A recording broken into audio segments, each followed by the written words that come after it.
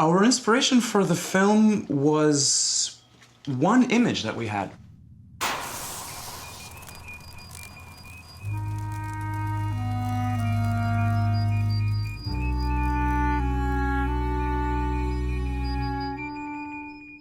We somehow had like a shared vision of a woman encumbered with an enormous amount of baggages, with like a kilometer of suitcases trailing behind her. And well, we developed it from that image, a woman going somewhere, leaving something. We knew that this was not going to be a novel, let's say, if you're going to turn it into writing. This was going to be at best a little poem. And so we knew that we were going to have to more obey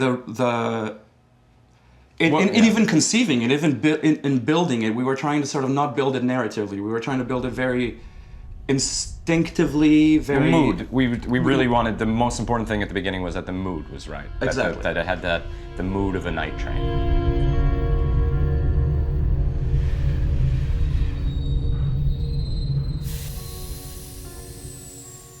So we took a 2-week train trip across the country and filmed out the window and interviewed passengers, employees, got ghost stories from them. We watched people in the middle of the night to see how they would sit, how they react to things.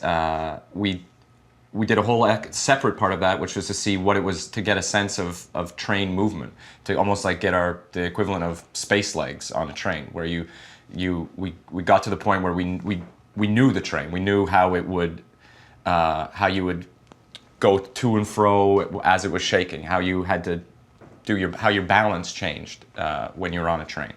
And I think by doing that, we managed to destroy a lot of those cliches and come up with actually an original language for the movie.